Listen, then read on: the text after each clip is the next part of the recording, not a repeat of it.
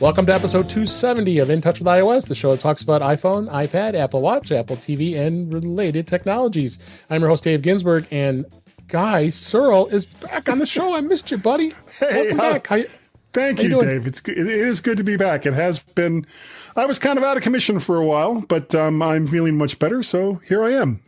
Oh, I'm so glad you were able to finally get you on here. Finally, and have some fun talking. A couple times it's been like, I can't make it. Yeah, no. But I'm feeling better. Good. And then, of course, Kelly Gamet is back as well. I am. Kelly, great to have you back. How you doing? It's nice to be here. Good. I'm glad you're here. And then last but certainly not least, Jeff Gamet is here. How you doing, Jeff? I'm doing all right. And I feel like I showed up on the right night so that I can just bask in the glory that is this party. Yes. This is it has been quite the party so far. We've had quite the pre-show discussion. But it was a lot of fun. That's why I have you guys on here, because you're always fun to be on here. So because then you don't have to do any work. You just introduce everybody and like go make a sandwich and then take care of the rest, right? And go. Yes. So Apple, what a week! I'm out. Yeah, it is going to be a week. We're pre-week of the big announcement next week, which is like what as we record this about 5 days. It's not too far off. We're going to talk about that. Well as a lot of very important updates that came through today as we record this. I'm going to talk about that and beta as always. And I've got a couple of tips, and we will be just talking here because I always got some great news stories to hit on to talk about. So why not get started and talk about the was a kind of a big story. I know we're going to have some good dialogue about this one. Apple provides further clarity on why it abandoned the plan to detect CSAM in iCloud photos.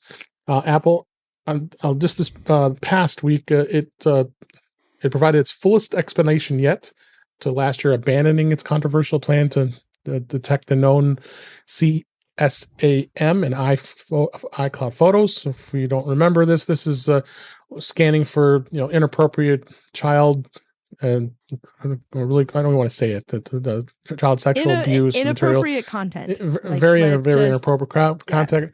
And this is going back to August of 2021 when they announced their plans they were going to do this, and then they got a lot of pushback and security and worried that our privacy is being violated and all this other fun stuff. So, Kelly, what do you think on this? Did you find it surprising that Apple just took a backspace and went the other way? Eventually, no, I did not. The thing that I thought was interesting was more the level of transparency we got with this, because usually Apple just sort of goes with, this is what we do now. And whether it is the exact opposite of what they were doing 5 minutes ago, or it's something that they've slowly evolved into, like it's usually just, this is what we do now. And if anybody asks about it, they go, well, what you need to understand here is this is what we do now. And that's it. And like sometimes, as I'm sure Jeff can attest, sometimes you can hear the Jedi hand wave as they say, these aren't the photos you're looking for or whatever. It doesn't matter. So to have them come out and actually, like, first of all, I'm glad that they did come out and have a response and be upfront about it. I am glad of that. I appreciate any time when there's transparency around a huge change like this that's really impactful. I always like to know why, whether it was going to stay and they came out and said these are the reasons we didn't change our minds, or they come out and say like this is what we've done to evolve our stance, or how we're going to mitigate the stuff that people were so worked up about. I always appreciate the transparency of that. We do get a lot of places that go, we fixed it now, everything's fine, we're all fine here, how are you? And then that's it. And they never tell us anything about what happened or the fallout of it. And then it just sort of turns into like a bad PR onion and just more layers fall away. And if you think that's not a thing, you should go put LastPass into the search engine of your choice and see what that is like. Because if you want to see a bad PR onion, I feel like that's an object lesson going forward. Yeah. Anyway, so I appreciated that they that they did come out and make a statement about changing this position. I'm also glad that they did change their position, because this is one of those walk the walk kind of things where, Apple said, because I get frustrated with Apple sometimes. We talk about this sometimes over on Mac Voices Live, where Apple tries to bang the privacy drum, and then on the front page of the App Store on iOS every single day is TikTok. And it's not that there's anything inherently bad about TikTok, but nobody can tell me for sure that there's not. And that's the part that is causing people who don't really understand to do things like ban TikTok in the state of Montana and things like that. Like, that's where it's coming from, because nobody can independently verify that none of the stuff, that the entire contents of your phone aren't being slurped up and shipped off to a server somewhere else. So anytime there's transparency around something like this, anytime there's something where Apple actually can do something to say, like, we do take privacy seriously, I'm always glad for that. Good. Guy, what do you think on this? Yeah. The moment I heard about this, my first response was, yay, Apple's going to go after these people that are doing something that is just so abhorrent. But, the devil's in the details. And there was no way to have something like this work without kind of also breaking their word as far as privacy goes. So it doesn't surprise me that they've just kind of said, okay, well, we would like to do this, but we can't do it without breaking our word to every user out there that it's going to be 100% accurate, 100% valid, and 100% not going to look at stuff that maybe a lot of our users don't want us to look at, that is completely fine and not illegal or anything. So they've just kind of said, until something comes along that's better, we're just not going to do it. And that's too bad, because this is something that I would love to see go away, and all of the people that have anything to do with this receive the just punishment that they deserve. Yeah. How about you, Jeff? What do you think? Apple made the right decision in the end. They made the wrong decision in the beginning, and all the reasons that they gave for deciding to abandon CSAM are all the discussions that they had to have had before they even said, hey, we're going to do the CSAM thing. And based on those discussions, they should have decided, the risks outweigh the benefits. And had they moved forward with this, it would have created an infrastructure that opened the door for state-sponsored surveillance just across the board. And because this isn't the kind of thing that you set up and it can't expand to other parts of your phone. That's not how this works. It's like putting in a secret back door so the government can bypass encryption. Once that's there, it opens up the whole thing. That said, yes, the reason for wanting to do this absolutely makes sense, and doing everything we can to protect children from really bad stuff is, there's value in that. But there are ways to do it that are better than this plan was. And you also have to be careful to not use, but what about the children, as an excuse to do anything that impacts all of our privacy. Reach. Mm-hmm. Yep. All right. Let's go ahead and move on, because we probably could go longer on this topic, but we've got lots of stuff to cover today. Let's talk a little bit about Apple again expanding their horizons here in classical music.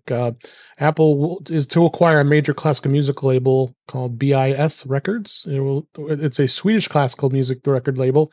It intends to fold it right into the Apple Music Classic and Platoon. BIS Records was founded in 1973, and it was focused on a range of classical music with particular focus on works that are not well representative by existing recordings. So again, it's another piece of classical music that Apple's really looking to expand upon their catalog here. As we recall, back in 2021, Apple announced that they had bought Primephonic. They folded it into Apple Music, and then now they have that dedicated Apple Music classical app that earlier this year we talked about. It's after the app's release, Apple had said they had been working with classical music artists and institutions to offer exclusive content and recordings. This acquisition seems to appear to be the latest move to bolster that service. Jeff, what's your thoughts on classical music? I know you like classical music. I'm very much a classical music guy, and I saw this announcement, and the gesture that I made, I won't do because this is a family show. Honestly, I don't give a crap ball about this, and I'm angry that I don't give a crap ball about this. The reason I don't care is because Apple has not actually given us a useful classical music system yet, limiting it to an iPhone app where I can't even listen to music at the audio quality that I want, and I can't play it on the devices that I want. Whatever. This is a big nothing burger for me until Apple fixes that, at which point I will then reevaluate and decide if I'm going to be happy or if I'm going to stay a cynical doink about the whole thing. And Guy, do you give a crap ball about this? My crapola meter is like way low. It's like super way low. If it's Rolling Stones, Beatles, Little Richard, those are my classics. That's classic, not classical. Guy. Oh, yeah. Well, isn't classical what you do when you talk to somebody on the phone about it? It's and tell them to play the Rolling Stones. Well, hello, Master God. Exactly. It is an absolute pleasure to make thank your you. acquaintance. Oh, That's a thank you. classy call. Do you have any Grey Poupon? Yeah, we've both done classy calls. Yeah, exactly. Oh, it's a all right. reach. How about yeah. you? How about you, Kelly? Before we wrap David, this you brought up? this on yourself. I did. Remember that. This is not the podcast you're looking for. Move along. Yeah. I like classical music. I listen to a lot of classical music at work and a lot of film score stuff at work. So orchestral, a lot of that. But because I can't use the classical app on my computer, this also probably doesn't affect me because I'm just still listening to the same playlists that I built before in Apple Music, because I can't listen to anything else because there is no Mac app. So when I'm sitting at my desk doing work and I have these beautiful Harman Kardon sound sticks that sit on my desk and I love to put music through them, and I can't do it with Apple Music Classical, even though I really want to, because that would be awesome because there's probably a lot more stuff there than there is in the regular Apple Music app, but I'll never know. So mostly I just listen to, like I said, the Baroque music playlists and the film score playlists that I Guy. I don't know what that was, Guy, but If it's not Baroque, don't fix it. I read a study that it's better for your brain, like it helps with retention and things. So like when I'm doing research and stuff for stuff that I do as part of my job, I will put on Baroque music because it helps me concentrate, and it actually does seem to work. So like, I don't know who decided that needed to be a study, but they did, and that's what they found. So that's usually what I end up listening to. Okay. So anyway, I would really like Jeff. I would very much like to have a reaction to this news, but until I can't. No, I'm with you. I agree that I don't understand why they haven't expanded that app to other places, but yeah, I can't even say Apple is serious about classical music, even though they're spending truckloads of money on labels and companies, because I have the app on my phone. I don't launch it. It could have been deleted off my phone without my knowledge, and I wouldn't even realize it because there's no value in the app on my iPhone. The last place in the world where I'm going to try to listen to quality level classical music. Mm-hmm. I wonder if it could have something to do with maybe somebody at Apple thinks it was a mistake not to buy into already existing content like they did with Apple TV and a few other things. And, you know, because they were all in with like, well, everything that we do is going to be original content. In the meantime, Netflix and Hulu and all the other services like slurped up all of the other content and had hundreds of thousands of hours of stuff that people could watch, while Apple, you know, forced you to watch Greyhound for 15 times because there wasn't much else on there. Not that Greyhound wasn't an okay movie, because it was just okay. I think it's worse than that, Guy. I think it's because Apple completely screwed the pooch on the classical music app, and they had a point where they had to get something out the door, or it was going to become another what was the AirPad thing? The AirMat, Power Mat? The AirMat, Power Mat, whatever. Welcome, Power, Matt. I don't know. Yeah. But that's the thing. Why even, I mean, unless you have content already ready to go. But they did. They had bucket loads of content ready to go. And here's the thing. They're Apple. They don't have to put it out until it's ready, and they can just say, I meant to do that, and everyone will believe it. And I didn't believe it. Once it's out, nobody will care once it's out. So if you need to wait a year, you know, if you need to channel your inner Nintendo Legend of Zelda game development and go, we're going to take a whole nother year and just polish this thing, who cares? I mean, we used to not get a release of a macOS release every September. We used to get them when they was ready. And maybe it was a year, maybe it was 3. You didn't know. So like, they're Apple. They can just put it out when they decide to put it out. And, you know, but were those days so bad? Behold the glory of Apple Music Classical, and that would have been that. And you know, it didn't have to be like there's Jeff. It's Chaffin's razor. There's more to this story, and we just don't know what it is because it's ludicrous the way it's gone so far.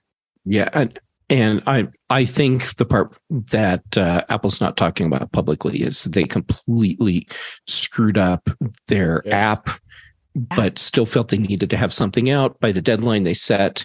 So they dropped an iPhone only thing, and the whole system is just kind of worthless right now. Yeah. Then why not just wait until it is ready? I mean, and again, this goes back to what you were talking about with sometimes we wouldn't get an update for the macOS for a year or 2 years or 3 years. But when we finally got a macOS update, it was usually pretty good, pretty stable, and worth getting. And we paid $129 for it. Now we get it for free every single year. And the moment we sit there with bated breath, with our hands sometimes I want to refund as we're about to hit that button to say, go ahead and do the update. And which apps is this going to break?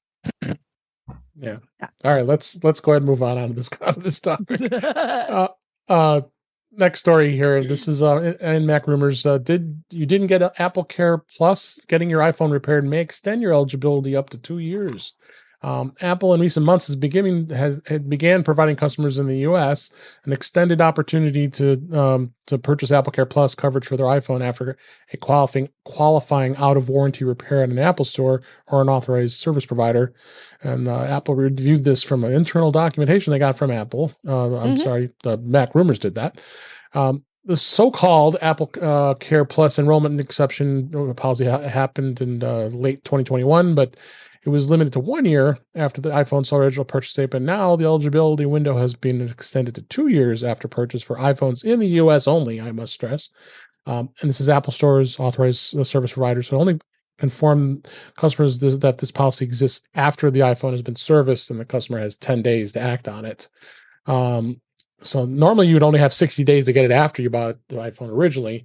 But they've been pretty flexible with this, and I knew this was happening a lot. But again, there's no guarantees that this is ever going to could always be honored. It all really depends on the day. But I think it's good to see that Apple is looking to expand people's availability of having AppleCare Plus. Honestly, folks, get AppleCare Plus on your iPhone.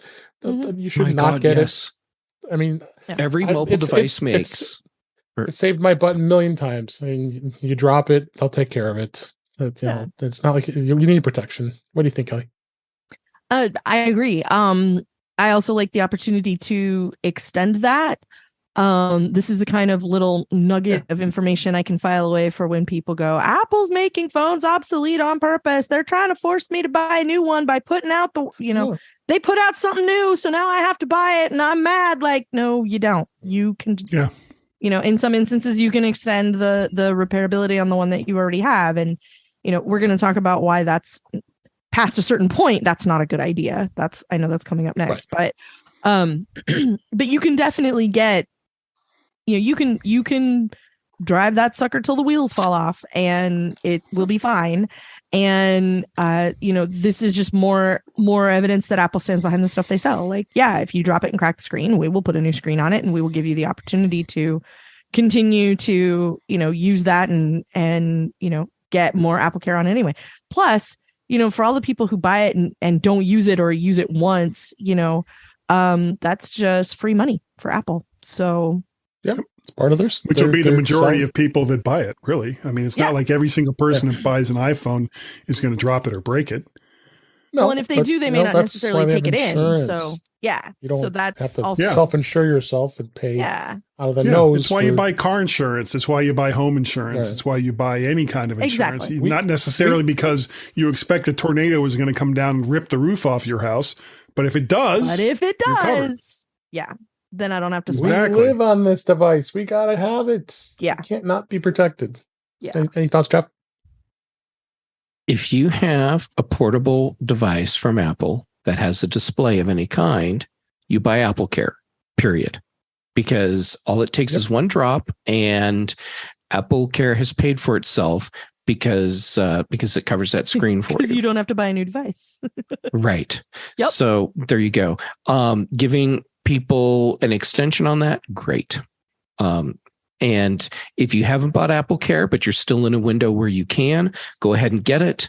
Yes, you're gambling at this point, but it's smart gambling, because your gamble is, I'm going to break my device, and Apple's gamble is, you are not going to break your device. This is how insurance works, and one of you wins.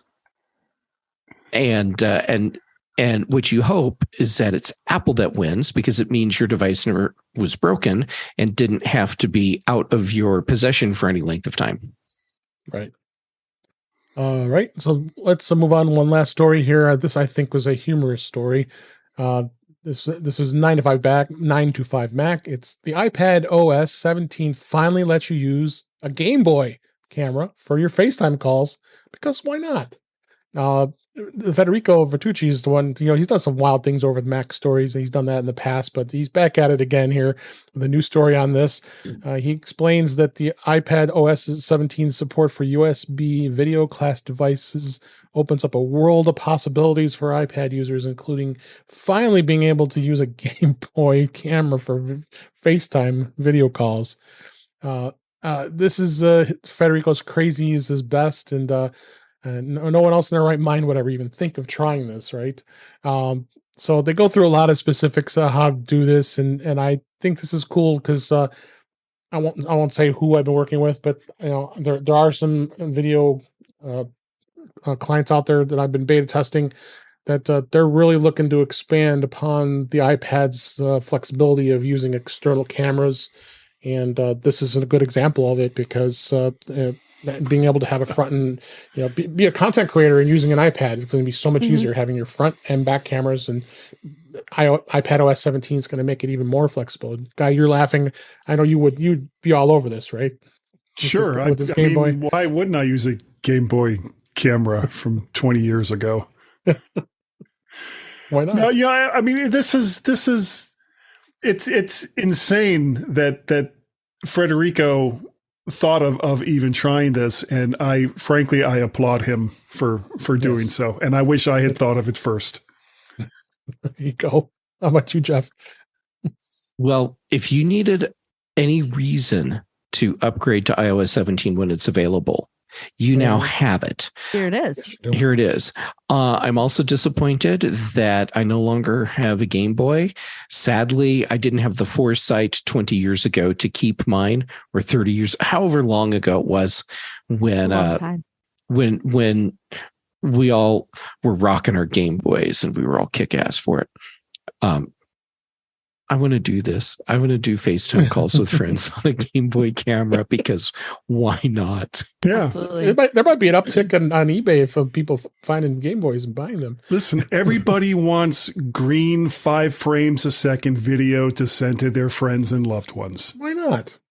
Maybe we can get an update like to Camo or something that makes our 4K cameras appear as if they're a Game Boy camera. I would pay for that. I would subscribe to Game Boy camera mode. I absolutely would. That'd be amazing. Anything? Your thoughts on it, Kelly? I love everything happening here. I am fundamentally a very, very silly person. And so things like this always please me, because it's just another one of those moments when it turns out I'm not the only person in the world who does this sort of thing. We bought one of those Christmas light displays that has the Bluetooth speaker, so it'll play music with your Christmas lights, but also it will sync the music to the Christmas lights. And so, I went outside and I have a little video of like Christmas music playing with the lights all doing the thing. But then, of course, I also have a song by an industrial band that is that samples Daleks, and so you can watch my lights flash to exterminate, annihilate, destroy, because that pleases me, because I'm fundamentally a very silly person. So something like this, people who figure out how to hook an OG 1,000-pound Apple extended 2 keyboard to their iPad Pro so they can type on it, like, there's a special place in my heart for that kind of activity, because I just like knowing I live in a timeline where that's a thing that happens. And so I love all of this. And part of what I love about this is the fundamental ridiculousness of it. And Tichy himself called it ridiculous, so I know I'm on pretty firm ground there. But also because this kicks open, again, a door of possibility for what people can do with an iPad. And that's the thing that so many people like Tichy, like me, like Jeff, like this is one of the kinds of things that has been missing for so long, when people talk about like, oh, it's handicapped, or oh, it's been kneecapped and it's never going to be a real computer and all that kind of stuff. Like, I'm not looking to Apple to do anything but give us the Lego base and hand that to developers and let them stack whatever bricks on it they want to make something awesome. We just need the plate. And this is one of those moments where Apple gave us the Lego plate, and now somebody's going to be able to go do really interesting stuff with it. So this is another one of those moments with the iPad where I'm really looking forward to seeing what happens with it now that Apple has made this possible. Because I never wanted Apple to do all the work. I just wanted Apple to make it possible for people who were interested to be able to make these kinds of things work, because that's how you get the computer that works for you, is by having the potential there to do the kinds of things you need to do or want to do, like hook up a Game Boy. And I love everything about it. See, now I want to see Quentin Tarantino do his 10th and last movie on a Game Boy camera. Using a Game Boy camera. It could happen. It could happen. It would be epic. You've put that out into the universe now, guys. I did. Think about what you've done. No, I am good about it. I am so good with this. I want to see this. Even if somebody just wants to channel their inner Tarantino, please get a Game Boy camera and film something that looks like Pulp Fiction with it. Thank you.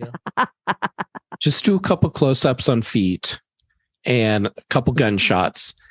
Yeah. You've got a Tarantino movie on your Game Boy. And some classic 70s music. Yes. There you go. All right, let's go on to the topics for this week. Before we do that, though, I make sure I want to shout out everybody. It's in the chat tonight. It's youtube.com/intouchwithiOS. We miss you, Ben. Ben couldn't make it on the show tonight, but he's there in spirit with us in the chat room. Shout out to Ben. Glad you're out there. But let's go ahead and talk about some very important updates I mentioned earlier. This week, it was announced today as we record this. So super important to go out, update all of your devices. This has to do with iOS, iPadOS, macOS, and watchOS. It's a very, very active and exploited vulnerability. This is 16.6.1 for iOS, and for macOS, Ventura 13.5.2, as well as watchOS 9.6.2 is the versions that I just did all my mass updates a little while ago. Very important to have this, and it does what the security issue is in all of those OSs, the processing a maliciously crafted image could lead to arbitrary code execution, allowing hackers to gain access to your operating system with a simple picture. Apple fixed the image I/O process by addressing a buffer overflow issue for memory handling. So it's getting a little techy here, but it is super important. Thanks for putting in the show notes too. This was the article by the citizenlab.ca. Really goes through the detail of the BLASTPASS exploit chain. And like I said, we won't go too deep into the weeds here with this, but let's put it this way: this is a very serious update that you need to have done, now. I mean, Apple doesn't jump on, especially when we're this close to the next version of iOS coming out, 17. Yeah, so we're very, very close. They knew that this was a super vulnerable thing that had to be done. So, especially when the bulk of the update notes is you need to run this. Yeah. It needs to be installed. The less detail that you get about an OS update, especially like you were saying, David, on this kind of schedule, the less information there is, the more you need to do it. They are in direct relation to each other. So if they basically just say it fixes a vulnerability, you need to drop everything and go run it immediately, because it means it is so bad they don't want to put it in the security. It'll come out later. You'll see it later what it actually was. But otherwise, it's really bad. And so we've had a few of these in the last year and a half where it was you just need to install the system update. It's a thing that's happening, and you need to get in on it immediately. And that's all the information that you get about it. And the reason for that is so they're not publishing how people can do bad stuff to your stuff with their stuff. So they try to keep that kind of as secret as they can. And so by the way they do that is going, again, with the Jedi hand wave, you need to run an update, and then that's all they will say, at least at first. So I'm glad it's out, and I'm glad that they turned it around as fast as they did. This is a very, very serious exploit. So one of the things that always used to sort of help people was you could give everyone a rule of don't click on things, don't click on it, don't click on the attachment, don't click on the link, don't click on the whatever, but this doesn't need you to click. And that's the stuff like that where all someone has to do is send it to you and wait. Those are really, truly terrifying. And that's what this one is. So it's terrible. And you can stop it by making sure your system's up to date. Please do. Do you have anything else to add, Jeff or Guy? I did the update just before we started tonight. Yep, I did that earlier today. I'm curious about the technical aspect of, how Apple can push out important security updates without your intervention. What makes it where it's something they can push out and just have it on your phone versus something where they have to roll out an updater that you have to run, like we got today? And I don't expect any of us to have the answer. I'm just curious. So maybe I'll look that up at some point. Yeah, I don't know. Yeah, it's hard to say. So go out there, update it, tell your family, tell your friends. I just texted my family not too long ago, let them know and make sure you update your iPhone. It's important. And then let's move on to beta this week. Beta 8 of iOS 17, iPadOS 17, and all the other betas are still continuing. There's been a bit of a rumor that they've been saying that this version could possibly be the final shipping version, and they couldn't just convert it right to release candidate who knows? It could be tomorrow as we record this, or on Monday the next week before the event. So hard to say, but it's pretty solid. Many of us here have been using it for a bit, and I think we've been in good shape when it comes to that. I have something to add on that. Oh yeah, please, thank you. I installed this beta on my iPad today. Mm-hmm. And this is why betas are betas. For some reason, my iPad now tells me that the passcode that I used to log into it is not the correct one. Oof. I can't log into my iPad after installing the latest iPadOS 17 update. Well, interesting you say that, because at least on the iPhone, I have an article in the show notes here about the fact that you are going to be able to change to a new passcode if you forget it.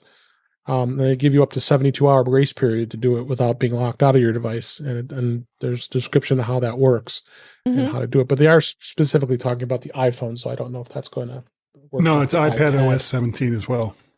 Did they say it? Okay. I didn't go through I'll play with it. Maybe there's something I can do there and get back in. But this is why it's my sacrificial iPad. Oh, absolutely. Because I always say that. I can wipe this thing and start over, and I'll be fine. Mm-hmm. Yep. If it was a production machine, I'd be kind of screwed right now. Absolutely. I'm very unhappy. Very unhappy. So that's out there. So be aware of that. But this is definitely going to be interesting to see where it goes. And the other thing too, that I have a link here, is the fact that there's rumors saying that iOS 17 and iPadOS 17 will be likely released simultaneously. Unlike last year, there was quite a separation. A long time. Last year, like I think the iPadOS didn't come out for another almost 2 months after iOS. A long time. 16 came out. So it's looking like Apple has some confidence that iPadOS is pretty solid, that they don't think they would have to do that this year. So, quite frankly, they should. There's really, the difference between iOS and iPadOS is it's a hair's bit of difference as compared to going to the macOS. So the fact that you've got iOS is ready to go and iPadOS for reasons is not the only reason I could think of is that they've got new iPads in the works that they want to get out with the brand new OS. Other than that, it's like, just release them both at the same time. Get on with it. Yeah. Oh yeah. Every year is never dull when we follow this. It's always something different.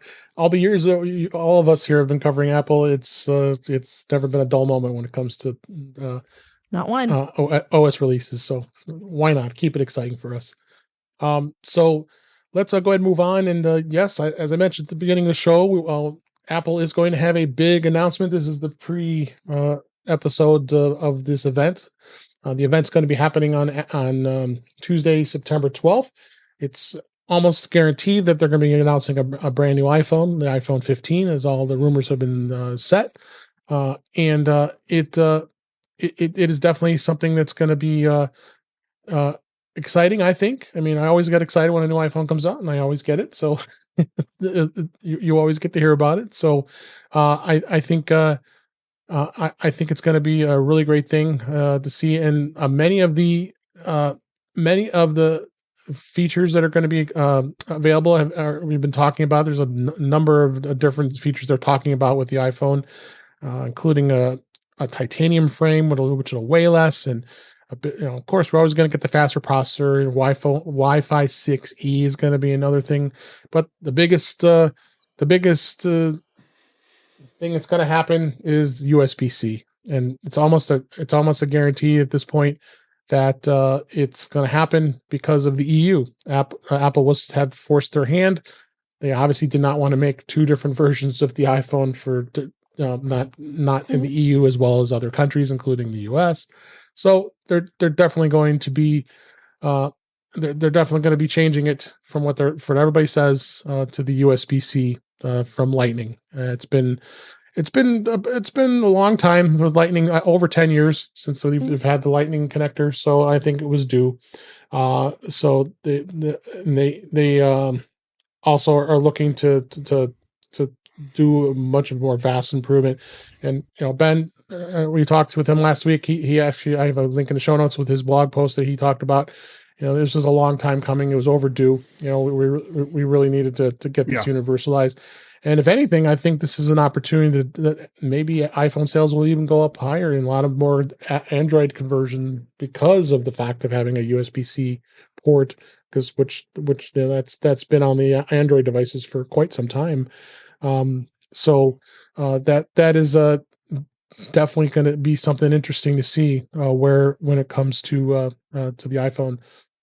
Jeff, do you have any thoughts on where you think the iPhone would? Any predictions of what you think with the iPhone 15 beyond what they've been talking about? Well, I've been steadfast in my belief that USB-C is not coming to the iPhone.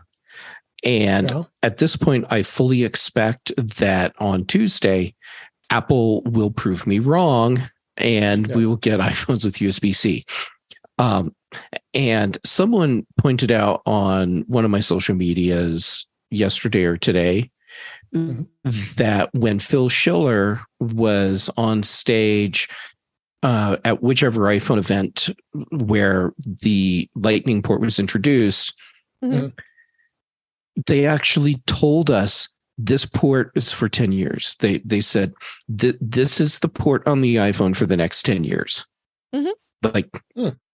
Said that specifically, which if they were intentionally telegraphing that to us, they're right on schedule to retire the Lightning port. That's because true. It's been 10 years.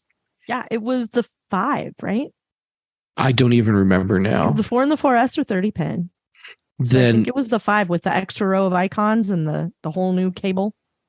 Yeah, I think that was more along the lines of just to try and blunt a lot of the criticism that people had because they were retiring in the 30-pin connector, which is what, the iPod was using. It's what the iPhone was using. And a lot of people had, for reasons, bought into 30-pin connector devices that, their iPhones and other devices would connect to. And basically, Apple was like, look, no, we know you invested money in the 30-pin connector, but this is a much better port. As far as USB-C goes, I know Apple would love to sell us a phone that doesn't have any ports in it whatsoever. But quite frankly, I don't think most people are ready for a world like that. So instead of continuing to use a connector that nobody else in the world uses, the fact that they've gone to USB-C, which is what everybody is using now, and they helped kind of pioneer this connector and bring it in, then why not? Just stop complaining about something that you say the EU is forcing you to do, Apple, and just embrace it. Just embrace it, bring it in. You now have USB-C on your phone, just like everybody else, so people don't have to buy different types of connectors and different types of cables for some of their different devices. Well, the other side of that is that the iPhone will now have the same hot mess connector that every other phone has. The connector where it's like, which cable do I use? Why doesn't this charge the way I expect it to? What do you mean I can't get data through? Oh, wait, now the data is working. Why doesn't data go very fast on this?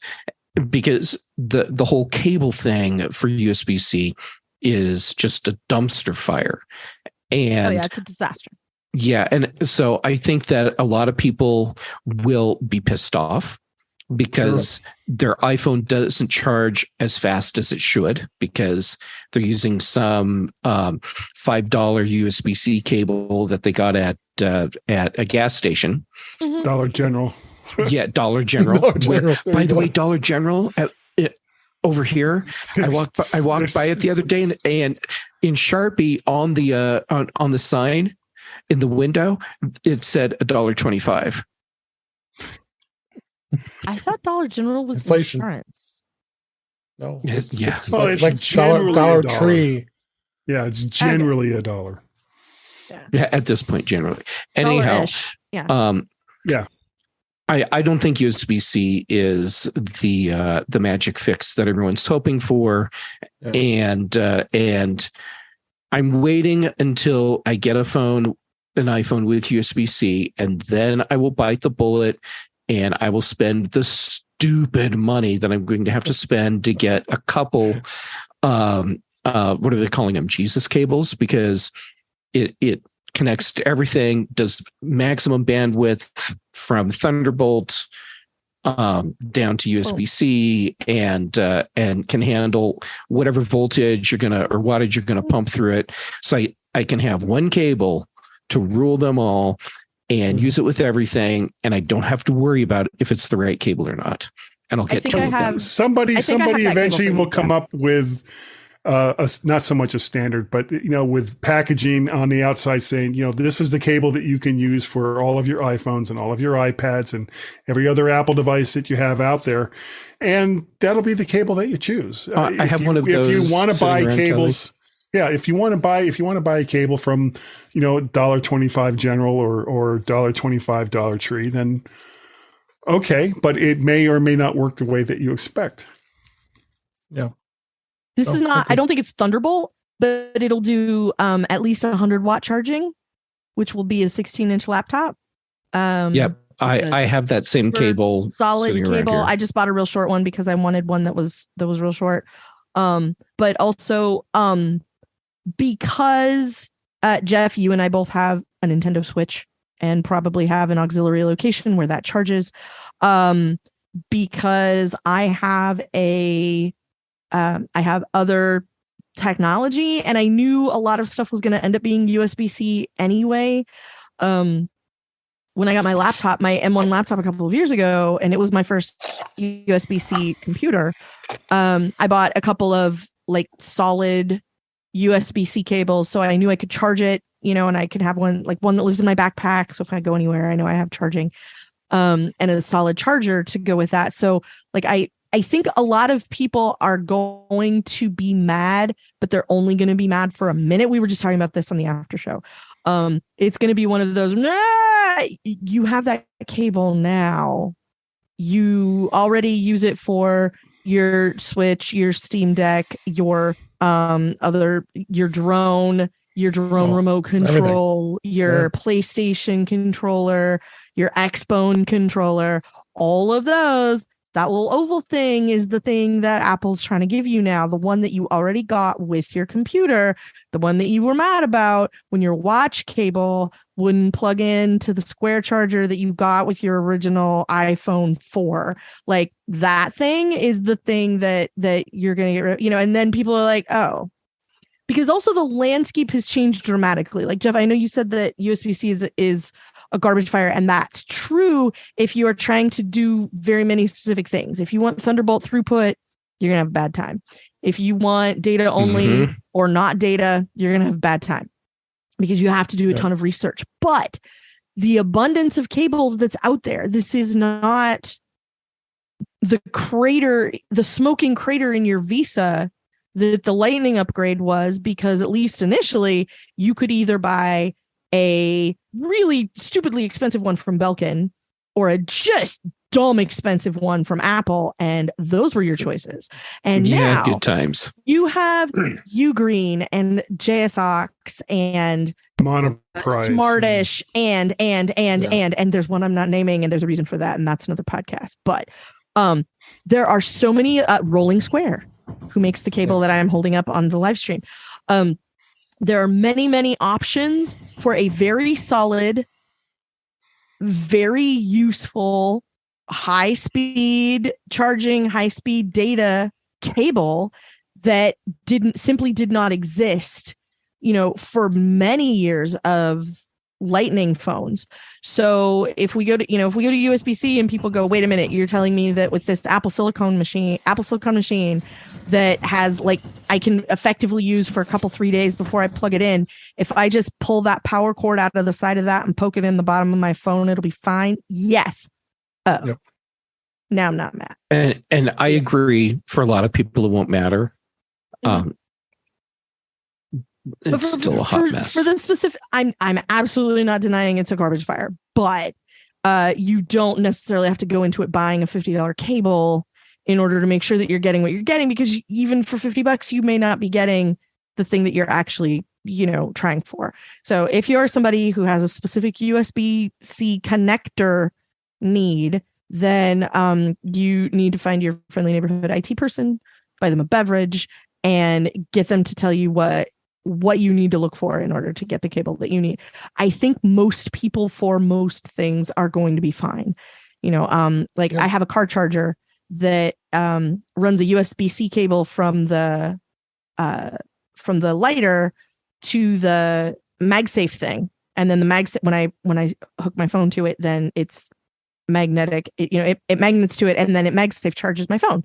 So that's awesome. And when I upgraded the car charger in my car, my phone just charged faster. So that was great. So, there's lots of those things already exist in the world that you could, potentially already be using. And if you just pay a little bit of attention to the stuff that you have in your house, you can do that. Or like I told a friend of mine on social media the other day, if you need more USB A to C cables, what you do is you take an iPod full of Barry White and you stick it in a drawer with 2 USB A to C cables, and you wait, and then you have more cables at the end. All right, that totally works. It does work. Let me get to the chat here. YouTube. Let me get to the chat here real quick in the YouTube live stream here. Ben's got a good comment here. It says, my mom is confused as to why her iPad can't use the same cable as her she's confused as to why her iPad can't use the same cable as her, I think he meant her iPhone. Because you're right. I think that's going to be one of the things that's going to help with folks like that. They aren't going to, when they have an iPad and an iPhone now, and assuming they have the more later versions of the iPad, those are all USB-C now. The other thing I wanted to mention too, I did find an article here actually that was written today as we record this on 9 to 5 Mac, and it was a history lesson about when Phil Schiller unveiled the Lightning connector ahead of the and ahead of our switch to the USB-C. Ironically, it was September 12th, 2012. I mean, there we go. It's a whole other year. You people are welcome. You got 11 years out of But it's the exact same date. So we're going to get USB-C more than likely 11 years later, and on the same exact date. And it was the iPhone 5. You were right, Kelly, that was the first iPhone that switched from the 30 pin to the Lightning. So we got extra out of our investment in all of our Lightning cables. Okay. An extra year. We need to stop complaining, and I need to get over it. We got an extra year. Yeah. So take a look at it's kind of a fun history lesson to go back. I remember vividly watching that keynote when Phil came on stage to talk about Lightning. We got kind of excited, and everybody else so disgruntled and like, why would I got all these 930 pin connectors, and then people buying those ridiculous big giant adapter to a Lightning connector and plugging it in because they had to keep their cable. And so I don't think it's if you had an iHome clock radio, you needed that. You needed that, as well as the what was that the hi-fi, the Apple hi-fi, iPod hi-fi, iPod hi-fi. Good times. Yeah, well, that was and then you had to worry that your phone was going to break with the connector is going to break in the phone, because the only thing holding the phone upright at that point was the dubious Lightning connector on the 30-pin adapter. Yep. Good times. It was very good times.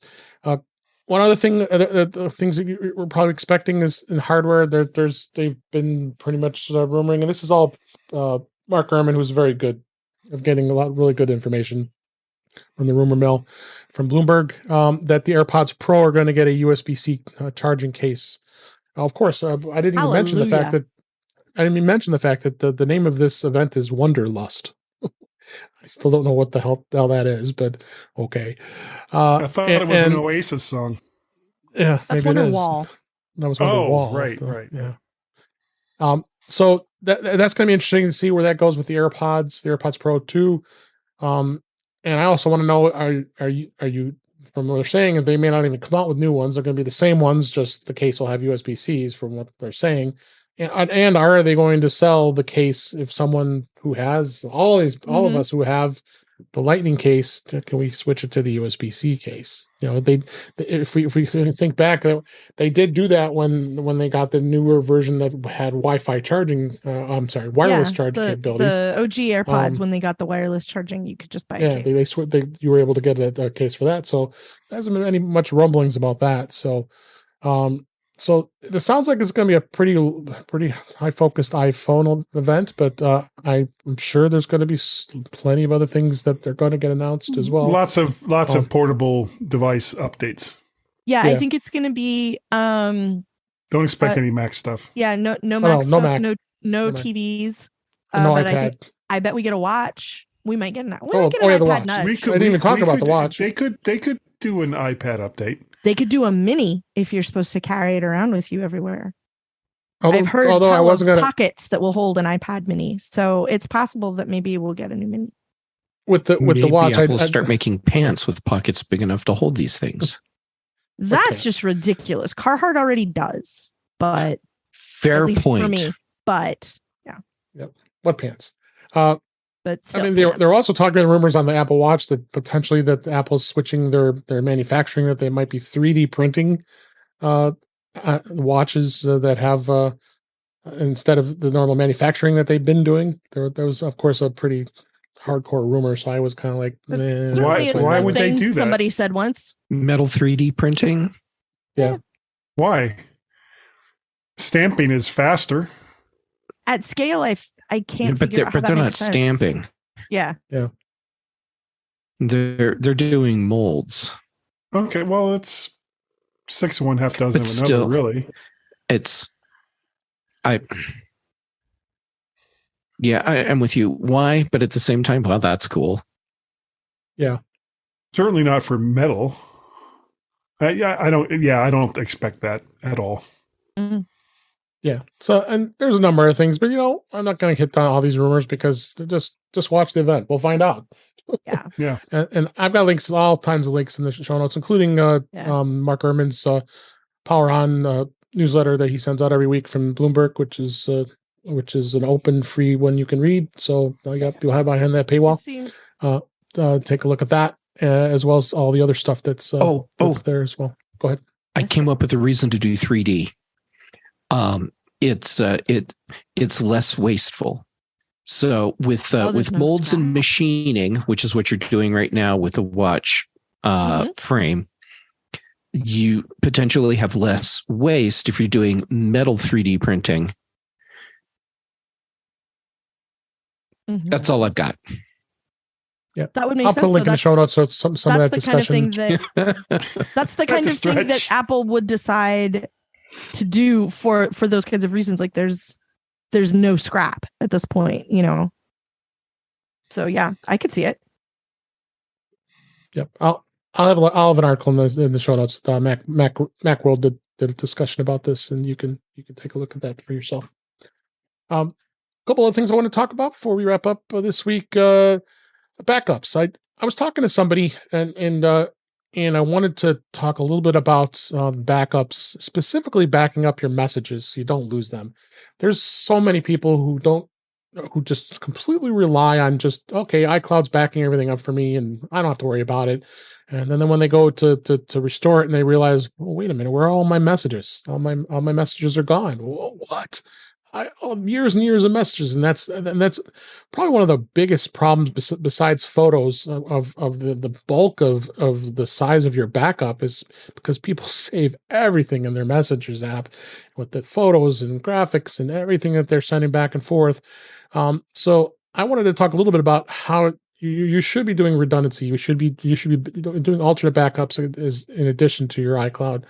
Now, yes, I fully promote having iCloud as a backup mechanism, and you definitely have to get at the very least 200 gig service for iCloud. Don't bother with the 50 gigs unless you really don't have a lot of stuff. I mean, I think maybe some people will be okay with that. I have a family plan as part of the Apple One bundle. It's 2 terabytes. that really is helping my family, and we're only using a little over half of it. So I still have a ton more space left. So it isn't a big deal. Maybe 50 will work with you if you want, if that's your budget, but go with 200. I think it's the best way of doing it.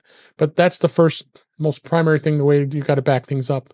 But the second thing you always got to do is you should also do is you should be backing up using the Finder and connecting your iPhone to your Mac, and do a backup to an external drive, so that it'll do a full backup of the entire iPhone as well. And that's another good way of backing things up.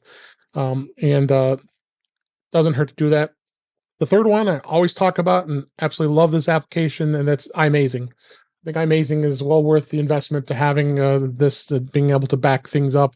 What's the amazing thing about iMazing is the fact that when you run the app, you can get to that backup, and if you need a copy of a text a message from Messages or anything, you can get to it and be able to export it. And that's one of the best things with Messages is the fact of being able to export a message you had dialogue with somebody into a PDF, or you can export to any number of other formats. And I tell you, that probably comes in handy a lot of times, especially in the legal world, because you watch all these court shows, and everybody always has text messages to prove whatever they're proving in the court of law, and they have everything printed out, they have everything electronic, and this app alone makes it super easy to be able to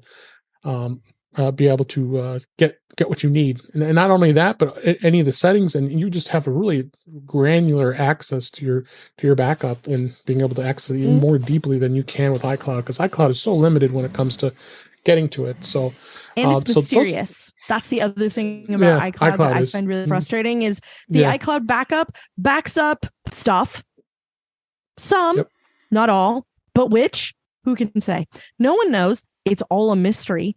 So I wanted to tack on, first of all, iMazing, not yet a sponsor of In Touch with iOS, but also the rule for backup is that I heard a long time ago, probably from your friend and mine, Bob Levitas, was 1, 2, 3, or the 3, 2, 1 rule, I guess, is of backups.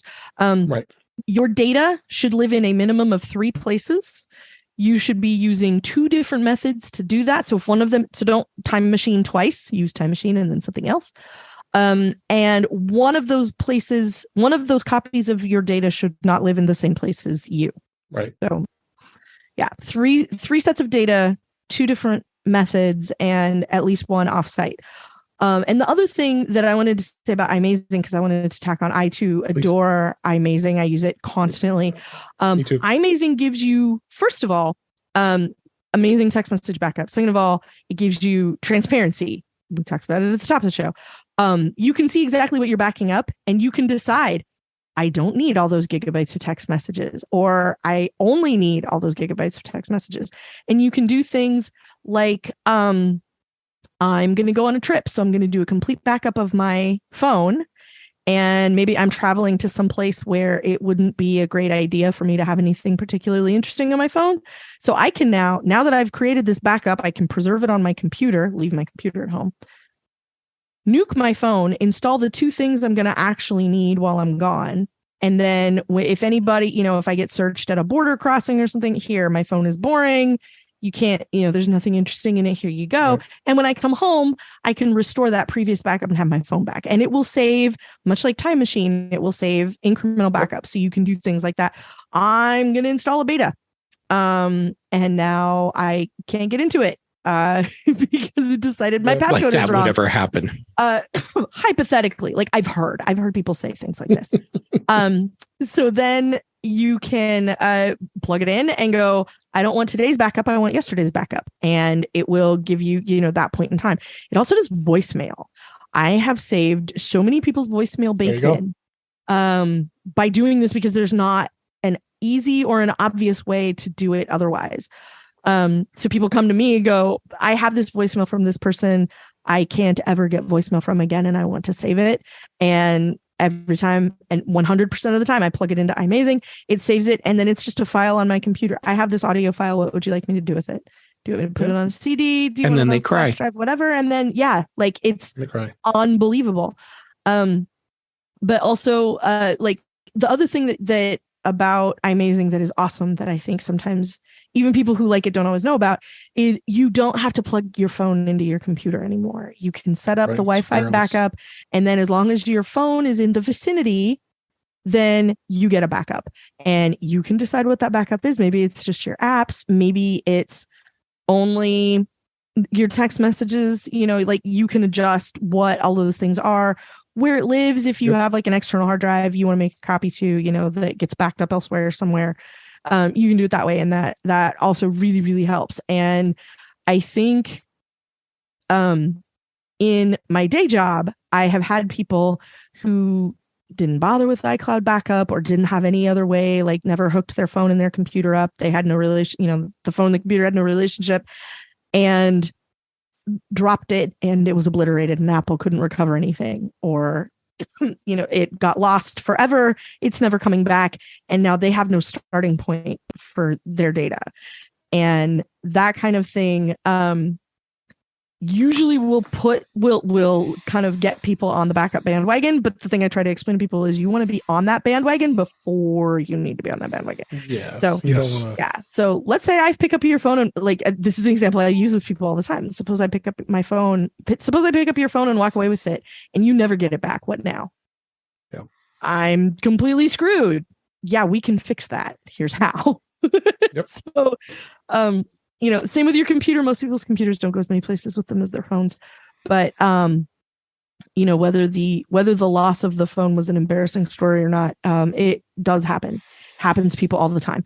Before everybody carried around a computer in their pocket, when I worked for a company doing hard drive support, the statistic we were always given was at least 50% of people will experience data loss on a computer at some point, and at least 25% of people, and like 25% of people actually back up. This was in the era before Time Machine, so I would like to think that number is higher. It may not be, but that's a whole lot of people who are going to lose data and not be able to do anything about it. So don't be that guy. Don't, please. Yeah. So, highly recommend that what we just discussed, and we'll have links in the show notes of iMazing. And anything you need to know about backing up your complete backup of your phone, even do it with your iPad. I think it's important to do both. If you have an iPad as well, make sure you're backing all that stuff up. So, and take care of that. So, one more topic I want to hit real quick here is a couple of us on this panel. I think it's just including myself and Jeff. We were talking about this on Mac Voices Live a couple weeks ago, that we all joined this new social media called Spoutible. And I'm actually pretty impressed with how it's grown and how it has some interaction. And Jeff, what have been your initial thoughts with Spoutible since you joined? Well, I joined back when you could first get in. Oh, you did? Okay. And so for me, it's a comparison now, because when I got into Spoutible, it was like walking into a big room that has nothing in it. Yeah. And way at the far end, there was someone, and they were looking at the wall, so they didn't even know I was there. And now there's a bunch of people in the room. So, in the beginning, it was worse than an echo chamber. It was like an anechoic chamber. And now there's activity, and it feels like it's really coming to life. It seems so. And I think we just kind of it was I think it was brought up when Chuck Joyner did his survey of all the different social media availability out there, and Spoutible came up, and I'm like, what is that? So I didn't even know about it either. So then we joined. So I think it's kind of a fun place, and it's not as noisy, of course, as X, and just as an additional way of interacting. So I don't, Callie, you haven't even joined Blue Sky, so I know you're probably going to be resistant to this too. So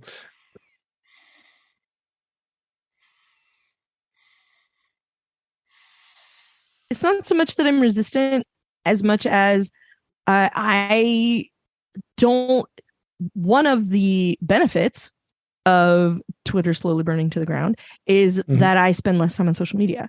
So I don't have the I spend way more time on Mastodon than I probably should anyway. But I like it there, and that's pretty much it. So that's what's great about having choices. Yeah. So I like it there. And it's fun and weird, and I get to have random entertaining conversations with people. And it like all kinds of people, which is also the part that's really fun. It's got that very early Twitter vibe of you can randomly say something to somebody and have them totally reply to you, and that's pretty neat. And so I haven't put the patience into any of the others, and part of the reason for that is because I used to be the person. I signed up for Friend Feed, and what was the one that had the horrible? There was one that had a horrible name, and there were others that all kind of wanted to be Twitter, and there was like Identica and Elo and like Plurk. It was called Plurk, and like the feed went the wrong direction. I forgot about that one. There are so many more that I have forgotten, and like all of them, like I just got so tired of having to go prowl through and look for like the people I know who follow absolutely everybody, so I can just go look through their followers list and find all the people I was looking for anyway, and have to go do all the thing again. And like I don't have the enthusiasm for it anymore. And I think part of that is just having spent a long time on Twitter and then watching it burn to the ground. But also just like I'm kind of waiting to sort of see who wins, and I know that because I'm not name steading, then I'm not going to get the username I want on any of these services anymore.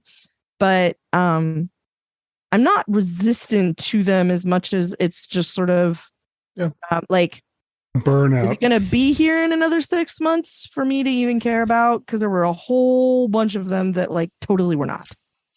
Yep. So, okay, you've been kind of stepping back a little bit from social media too. Is something you might want to explore? I actually had never heard of it before this conversation, but I have it up on a webpage right now, and I'll take a look at it. Probably not tonight, but sometime in the near future. I've been, I've been kind of stepping away from a lot of social media. I'm ashamed to say most of my social media stuff these days has been Facebook, but only because that's where like my kids are, and that's where and it doesn't fill me with joy that seems to be the main place that I'm at these days. I don't really, I've got a Mastodon account, I've got a Counter Social account, I've got accounts in all different kinds of social media sites that once I realized what they were all about, I pretty much was like, okay, I don't want to be anywhere near these. But of course, I keep getting mail from them saying, you haven't said anything in a long time. It's like, well, maybe there's a reason why.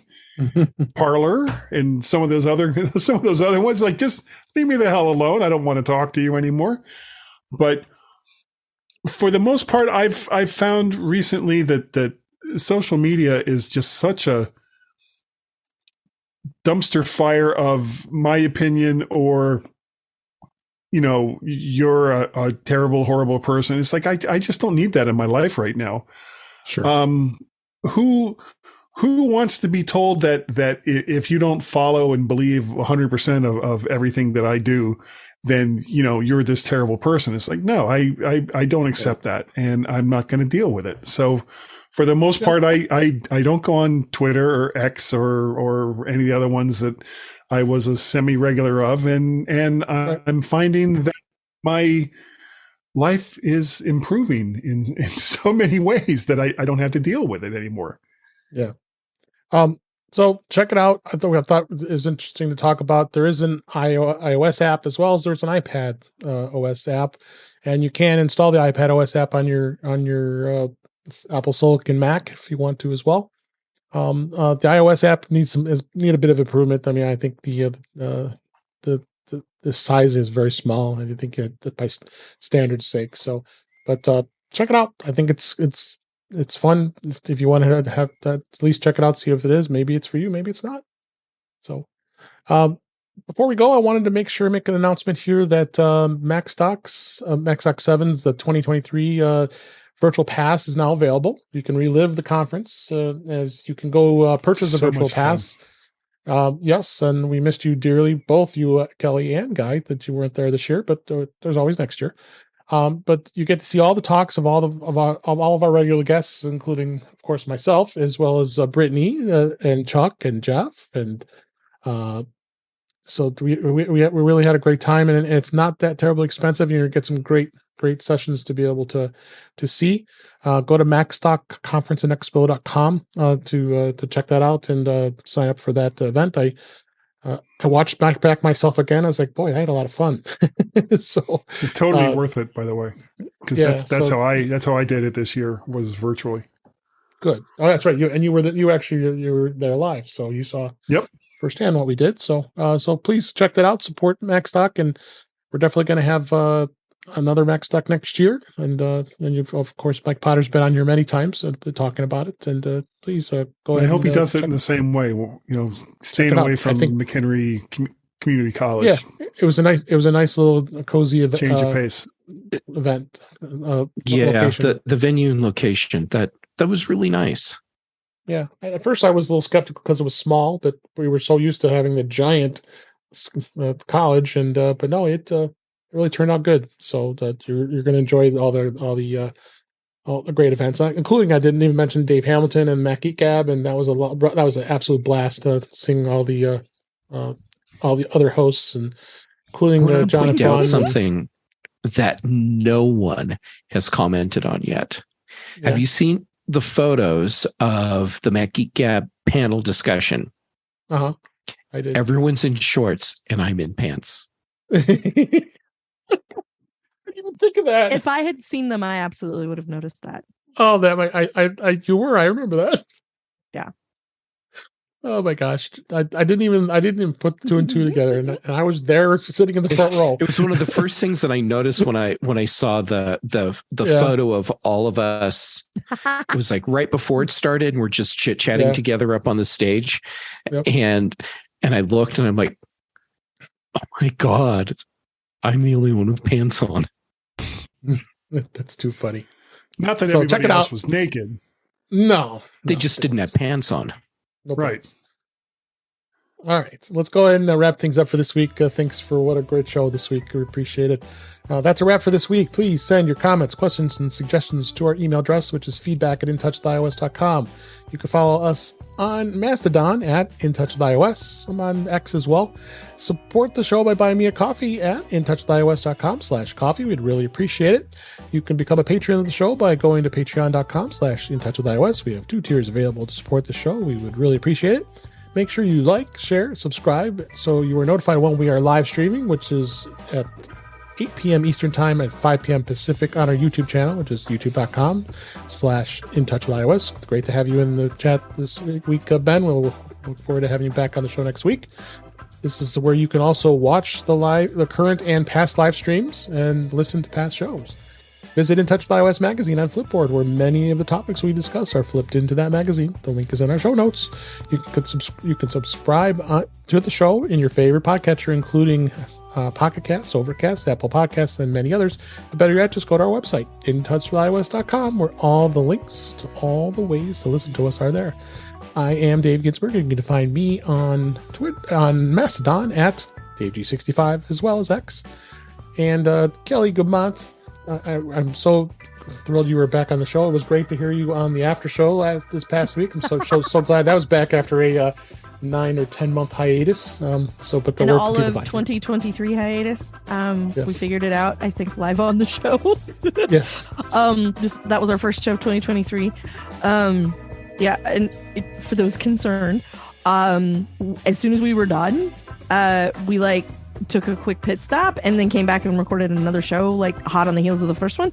So we have there's a whole nother one ready to go. We're gonna have 2 episodes in 2023. Record. So I'm very excited about that. So that's back. The rest of the time you can occasionally find me in the Peanut Gallery Hill when I'm not actually on the show. And you can sometimes find me over on Mac Voices Live. And the rest of the time, I'm either playing Nintendo or I'm goofing off on Mastadon, where I am Verso at mastodon.social. Great. Thanks for being here. Appreciate it. Guy Cyril, it was always great to have you back. It was way too long. I'm glad you're feeling better and we're able to have some fun with us tonight. Where can people find you? Well, you can find me as Mac Parrot and Vert Shark over there on the X, Twitter, whatever. Yeah, that thing. I sometimes post, but for the most part, I just lurk and shrug my shoulders and go away. You can also find me over on Counter Social and Mastodon.social as Mac Parrot. If you want to send me an email, that would be guy@mymac.com. I have a Google Voice number related to the mymac.com podcast that I do with Gaz now for 14 or 15 years. And that number is 703-828-4677, 703-828-4677. And I'm looking forward to the plethora of calls that I'm sure I will get by giving that number out. Thanks, Guy. And last but certainly not least, Jeff Gamet, it's always a pleasure to have you on the show. Where can people find you? Well, thank you for letting me back on yet again.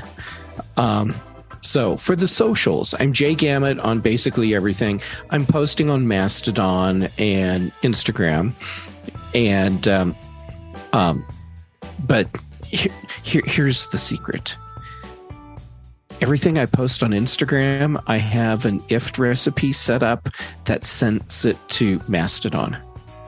So if you want to just go to one place, just go to Mastodon. And there you go. I saved you some social network headaches. Then for shows, Chuck Joyner keeps letting me back on Mac Voices Live on Tuesdays. Dave keeps letting me back here on In Touch with iOS on Thursdays. Then on the British Tech Network on Thursdays, I'm your interim host for the big show, and then again on Fridays for the Mac show, and then Brian Chaffin and I record the Context Machine. Great. Thanks for being here as always. I was going to mention, Guy, you said 14 years of My Mac. It's been a little over 7 years for this show. So so it's been quite a run, and we love doing this show. Well, you started it right after that first Mac Stock. I did. Right? Yeah. I did. Yep, I sure did. So it wasn't for having great guests like you guys, it would be a show. But I really love doing this, and I really appreciate you being here. And listeners, we appreciate you listening and watching, and we really appreciate it. And listening and watching, and we just have an absolute blast doing this. And until next time, we'll talk again soon.